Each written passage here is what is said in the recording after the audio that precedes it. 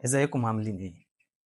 من كام يوم كنا لسه بنغني اهلا رمضان ورمضان جانا، وفجأة لقينا نفسنا بنغني والله لسه بدري والله يا شهر الصيام.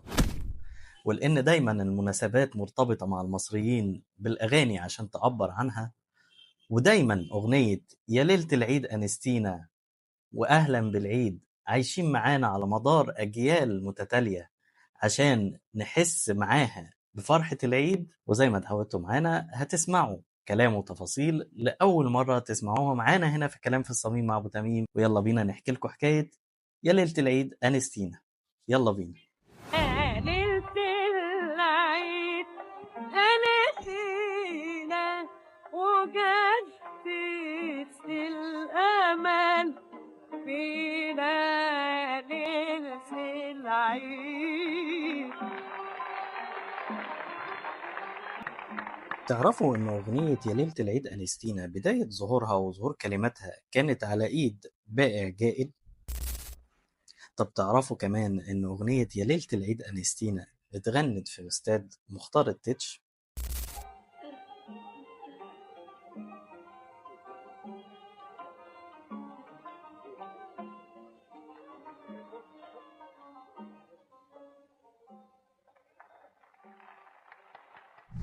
السيدة أم كلثوم في أحد المرات وهي موجودة في الشارع سمعت بائع جائل بيغني وبيدندن وبينادي وبيقول يا ليلة العيد أنستينا.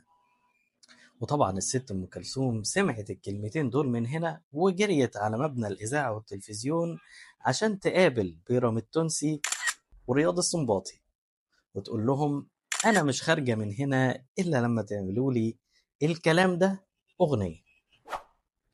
ولسوء حظ بيرام التونسي اعتذر وقتها لأنه كان عنده إنفلونزا، فاعتذر وقال لها أنا مش هقدر أعمل حاجة النهاردة. ومشي بيرام التونسي عشان كمان أم كلثوم ما تسكتش وتكمل وتكلم أحمد رامي في التليفون وتقول له أنا سمعت الكلام ده ومحتاجة الكلام ده ينزل أغنية ومش هسكت غير لما تتعمل أغنية.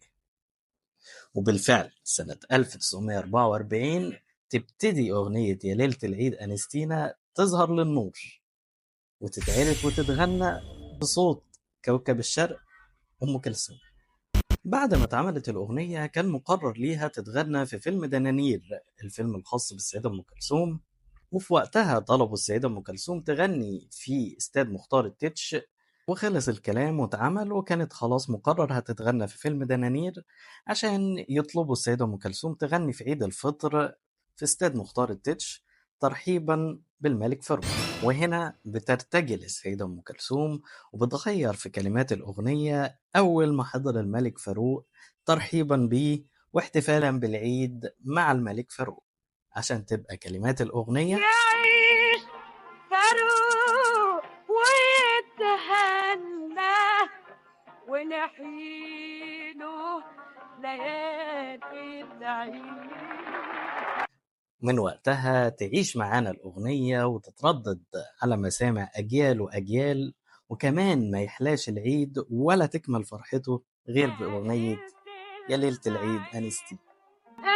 أنسينا. أتمنى تكونوا سمعتوا معانا قصة وحكاية لأول مرة تسمعوها زي ما عودناكم دايما صميم معانا مع في أبو كلام. تميم. أشوفكم في قصص تاني كتير.